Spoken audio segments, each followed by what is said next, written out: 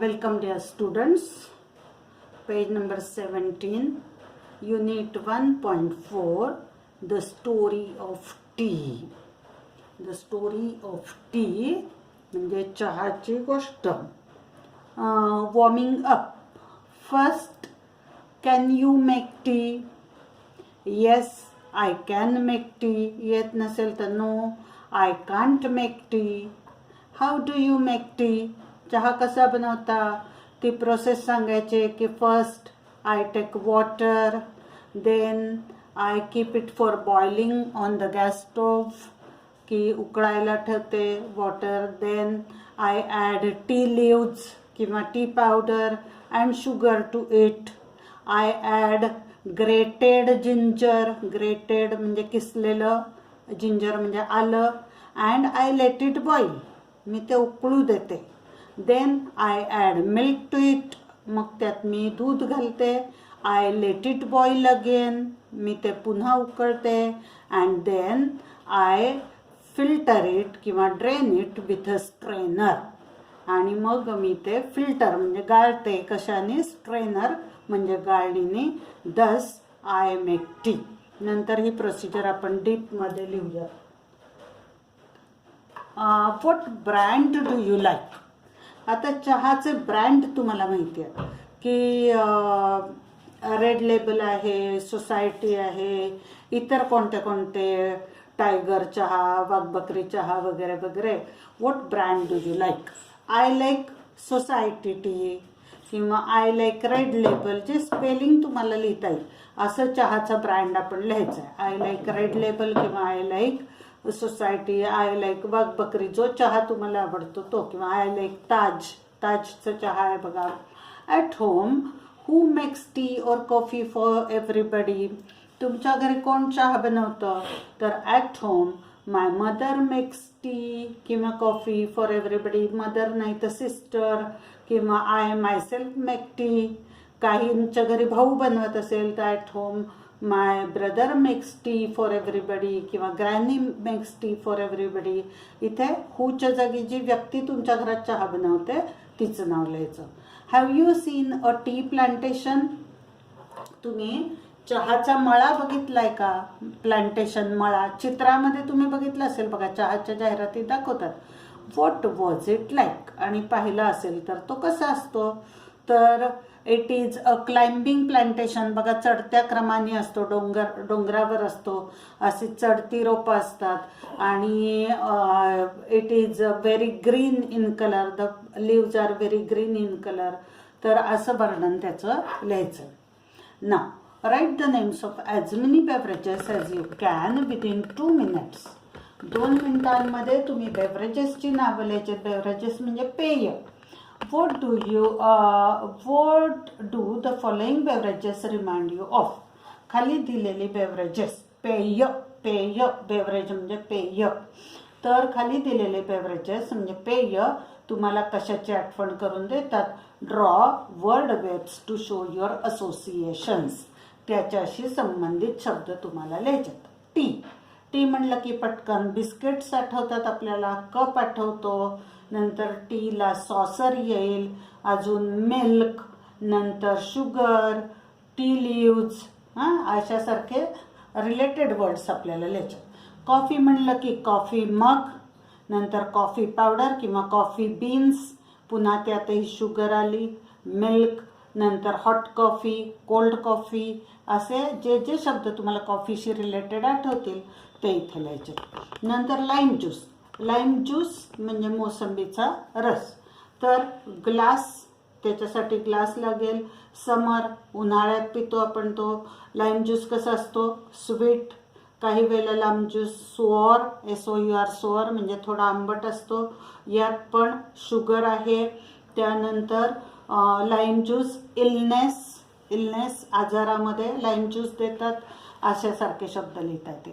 लस्सी, आता लस्सी बघा, लस्सी कशी असते? थिक, नंतर कोल्ड. लस्सी व्हाईट, पांढऱ्या रंगाची असते. लस्सीसाठी काय लागतं? CURD, कर्ड, दही लागतं. लस्सीशी रिलेटेड वर्ड आहे मिल्क. नंतर लस्सीला मलाई किंवा क्रीम, वरती क्रीम येतं, तर अशासारखे शब्द इथे लिहायचे.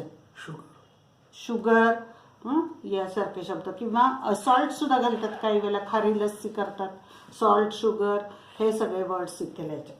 आता कोकोनट वॉटर. कोकोनट वॉटर म्हणजे शहाळं, नारळाचं पाणी. हां, आता कोकोनट वॉटर कशापासून काढतं? आपण वापरतो घरात त्या कोकोनटमध्ये पण वॉटर असतं, पण कोकोनट वॉटर शहाळ्याच्या पाण्याला म्हणतात, म्हणून टेंडर कोकोनट. टेंडर कोकोनट म्हणजे शहाळ्याचा नारळ असतो ना मोठा, तो, त्याच्यापासून कोकोनट वॉटर मिळतं. शक्यतो बीच, समुद्रकिनारी हे मिळतं. त्यानंतर कोकोनट वॉटर कसं असतं? स्वीट. नंतर कोकोनट वॉटर ट्रान्सपरंट असतं, पारदर्शक पाण्यासारखं. त्यानंतर कोकोनट वॉटर अजून काय लिहिता येईल की सी, समुद्राशी संबंधित आहे, असे शब्द इथे लिहायचे. आता बघा मिल्क. मिल्क आपण कधी घेतो? मॉर्निंग. नंतर मिल्कशी संबंधित त्याला क्रीम असतं, साय. मिल्क बेबीज, नंतर लहान मुलांना देतात. मिल्क व्हाईट, नंतर मिल्क टेस्टी. टेस्टी तर तुम्ही या सगळ्याला वापरू शकता, TASTY, टेस्टी, की हे सगळंच टेस्टी आहे. मिल्क टेस्टी, नंतर मिल्क स्वीट, मिल्क शुगर, नंतर मिल्क सिक पीपल, आजारी लोकांना देतात वगैरे.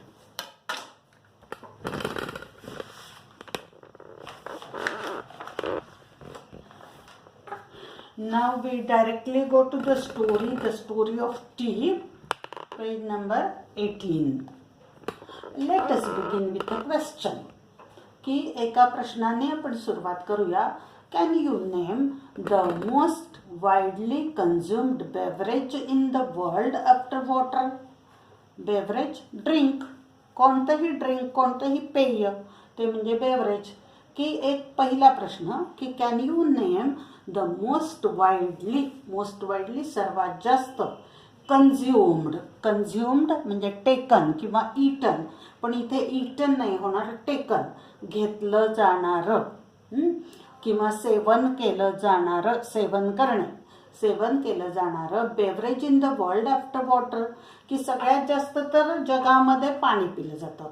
पाण्याच्या नंतर सर्वात जास्त पिलं जाणारं ड्रिंक म्हणजे पेय जगातलं कोणतं आहे? Perhaps many of you have guessed the answer. कदाचित तुमच्यापैकी बऱ्याच जणांनी याचं उत्तर अंदाज केला असेल. The most popular beverage in the world is T, the fresh aromatic brew with which people like to begin their day. आता बघा, द मोस्ट पॉप्युलर बेवरेज, सर्वात पॉप्युलर म्हणजे लोकप्रिय, लाइक्ड बाय मेनी, त्याला दुसरा शब्द लाइक्ड बाय मेनी. सर्वात जास्त लोकप्रिय असं पेय जगातलं कुठलं असेल तर ते चहा.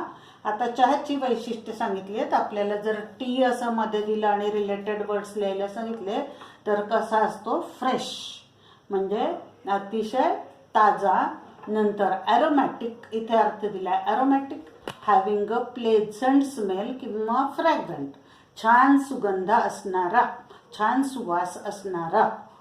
हॅविंग अ प्लेझंट स्मेल, ज्याचा गंध अतिशय चांगला असतो, वास चांगला असतो, असं पेय. चहाची वैशिष्ट्य आपण बघतोय फ्रेश, ॲरोमॅटिक आणि ब्रू म्हणजे पण पेय. पण ब्रू आणि बेवरेजमध्ये फरक काय बघा. बेवरेजमध्ये आपण लस्सी पाहिली, दूध पाहिलं, चहा पाहिला, मोसंबीचा रस पाहिला किंवा लिंबाचा रस पाहिला.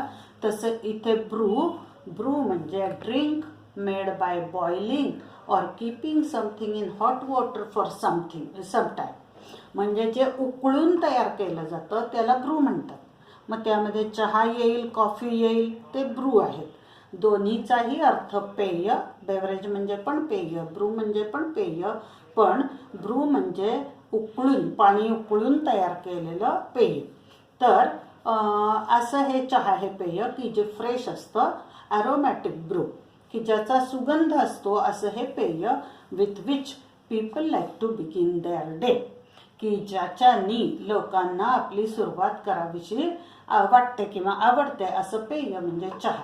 It has a refreshing astringent flavour. त्याच्यामध्ये इट हॅज अ रिफ्रेशिंग ताजतवानं करणारा आणि ॲस्ट्रिंजंट म्हणजे शार्प तीव्र असा फ्लेवर म्हणजे वास गंध. तर असा त्याचा वास असतो रिफ्रेशिंग. म्हणजे नुसता वास जरी चहाचा आला तरी आपण ताजतवानं आणि ॲस्ट्रिंजंट म्हणजे तीव्र असा वास त्याचा असतो. It is actually made by brewing. आणि हे खरोखर उकळून बॉइलिंग तयार केलं जातं. That is by infusing in boiling water. म्हणजेच इन्फ्यूज म्हणजे टाकणे, इन बॉइलिंग वॉटर उकळत्या पाण्यामध्ये टाकून ते तयार केलं जातं. काय काय बघा, the leaves and the shoots of a plant whose botanical name is camellia sinensis. त्याची पानं and shoots of a plant, shoots म्हणजे शेंडे, त्याचे शेंडे हुज बोटॅनिकल नेम की ज्याचं बॉटनी म्हणजे वनस्पतीशास्त्र, बोटॅनिकल म्हणजे वनस्पतीशास्त्रातलं म्हणजे वनस्पतींचा अभ्यास करणारं जे शास्त्र आहे त्याच्यामध्ये चहाला नाव काय, कॅमेलिया सायनेसिस. आपल्याला हे पेपरला विचारलं जाईल, the botanical name of T कुठलं आहे, कॅमेलिया सायनेसिस. तर असा हा चहा की जो ब्रुईंग म्हणजे उकळून तयार केला जातो. The leaves are at first dried. आता कसं चहा पावडर कशी तयार केली जाते बघा, the leaves are at first dried. आपल्याला या धड्यामध्ये 2 प्रोसिजर्स आहेत. एक आपल्याला लिहायचे की चहा पावडर कशी तयार करायची आणि चहा आपण जो उकळून चहा बनवतो तो कसा करायचा. आता आपण the process of making tea हे बघतो. चहा बनवायची, चहा पावडर बनवण्याची पद्धत. The leaves are at first dried. पहिली क्रिया की चहाची पानं ही तोडलेली असतात. आपण जाहिरातीत बघतो की त्या बायका मागे पाठीवर टोपली टाकतात आणि त्यात ती पानं खुडून टाकतात. तर ती पानं are at first dried. Dry म्हणजे वाळवणे. पहिली क्रिया ड्राईंग, वाळवण्याची क्रिया केली जाते. मग क्युअर्ड म्हणजे त्याच्यावर काय केलं, वाळवली जातात. त्यानंतर ती निवडली जातात आणि प्रोसेस्ड आणि त्याच्यावरती प्रक्रिया केली जाते. Before they are packed and sold to us. की ते पॅक करण्यापूर्वी आणि विकण्यापूर्वी पानांवर 3 प्रक्रिया केल्या जातात. द लिव्ज आर ड्राईड, नंतर क्युअर्ड अँड प्रोसेस्ड या 3 क्रिया आणि नंतर पॅकिंग केलं जातं अँड सोल्ड टू अस. आणि 5वी क्रिया की ते आपल्याला विकली जातात. परत बघा, द ट्री लिव्जवर 5 क्रिया केल्या जातात. पहिलं ड्राईंग, मग क्युअरिंग, मग प्रोसेसिंग आणि मग पॅकिंग आणि मग सेलिंग. या 5 क्रिया आहेत. Camellia sinensis is an evergreen plant.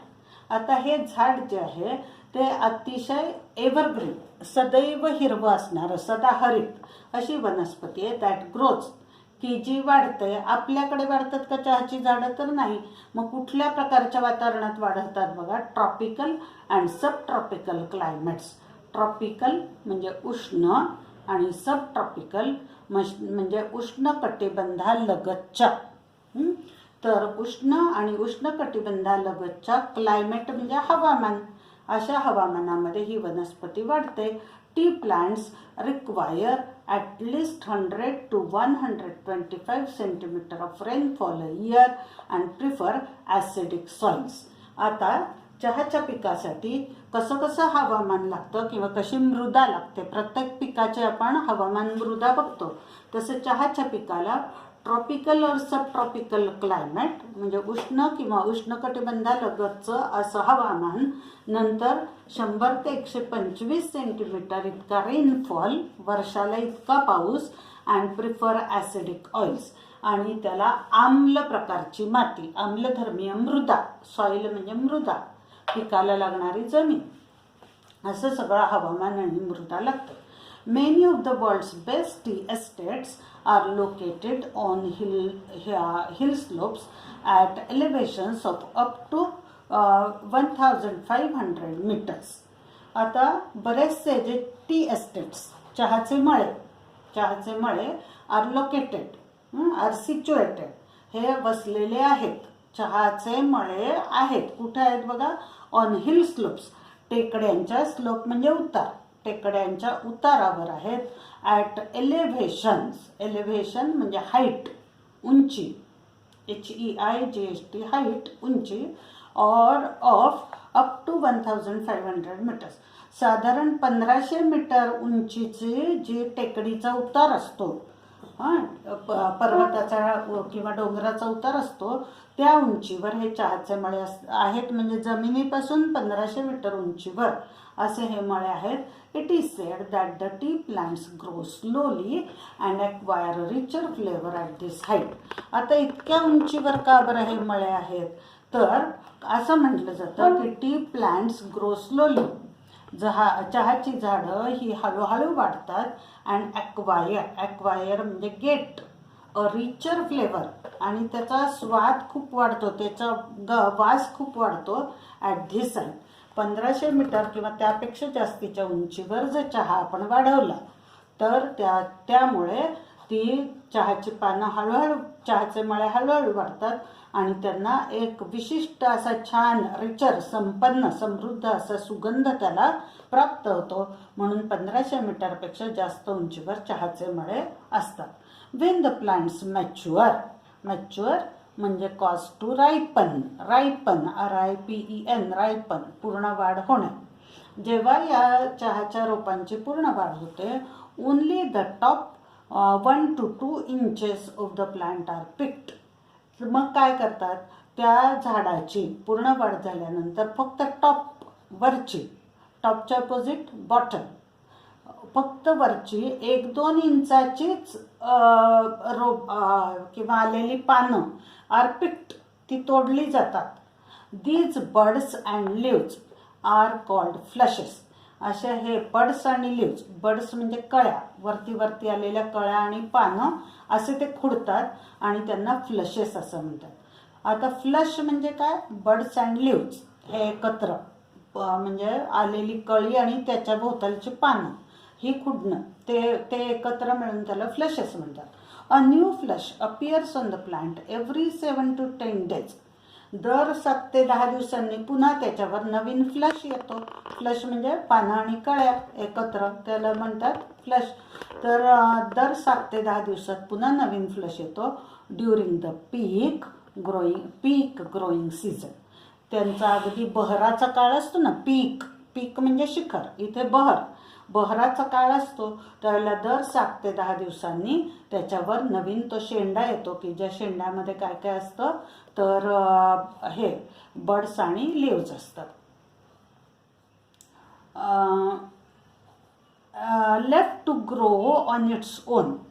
आता त्या झाडांना जर त्यांचं वाढायला दिलं तर the tea plant may actually grow into a small tree.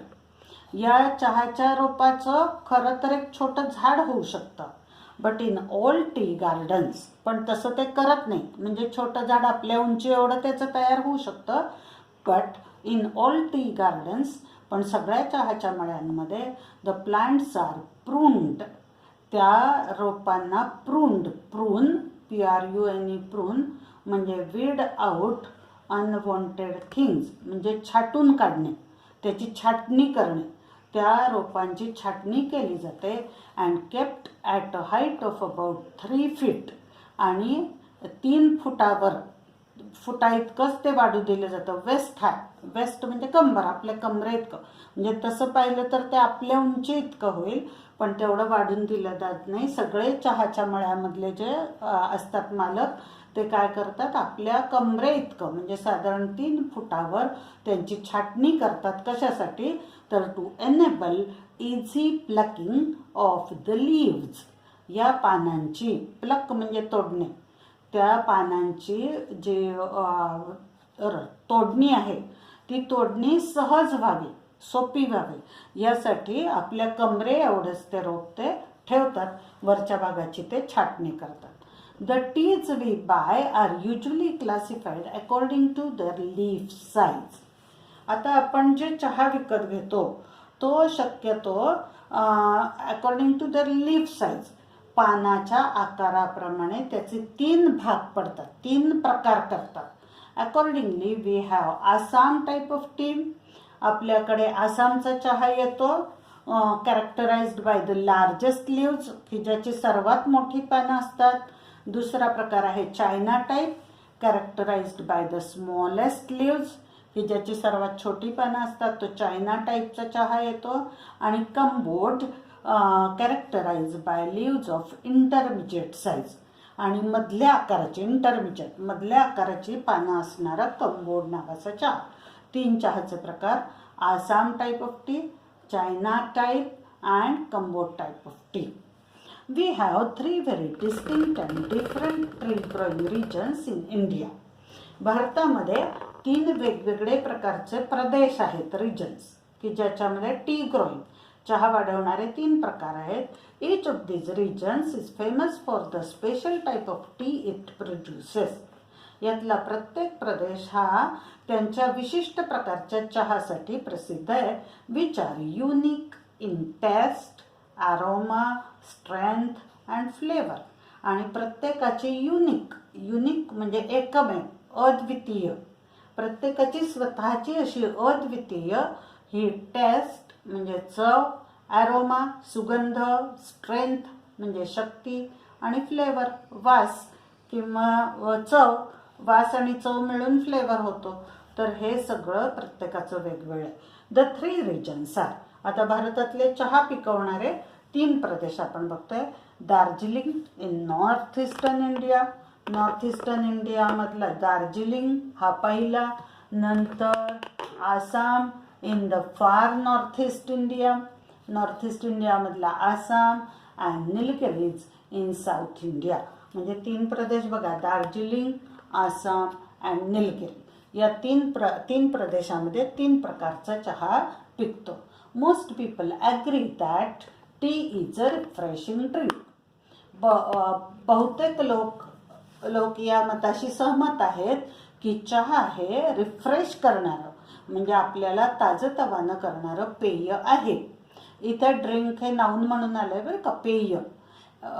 It contains no carbohydrates, fat or proteins. त्याच्यामध्ये कार्बोहायड्रेट्स नाहीत, फॅट्स नाहीत, प्रोटीन्स नाही. कंटेन म्हणजे आत असणे किंवा समाविष्ट असणे. चहामध्ये कोणतेही कार्बोहायड्रेट्स नाहीत, फॅट्स नाहीत, प्रोटीन्स नाहीत. What gives tea its special and distinctive flavour is theanine. बघा की चहाला जी स्पेशल, खास आणि डिस्टिंक्टिव्ह म्हणजे विशिष्ट अशी फ्लेवर म्हणजे चव आणि गंध जर कशामुळे येत असेल तर थिअनाइन as well as caffeine.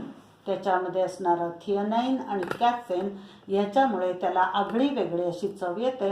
Which give the drink it's stimulating quality.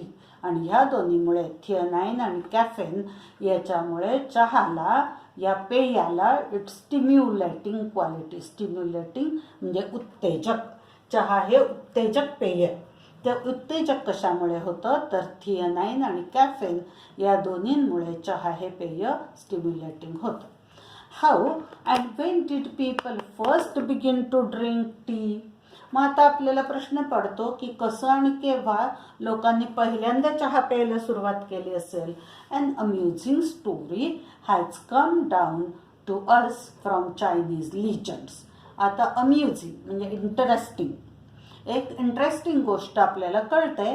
Chinese लिजंड्स, चिनी कथांमधून, चिनी पुराणांमधून, लिजंड पुराण, पौराणिक कथा, चिनी पौराणिक कथांमधून आपल्याला एक इंटरेस्टिंग गोष्ट कळते चहाच्या वापराबद्दल.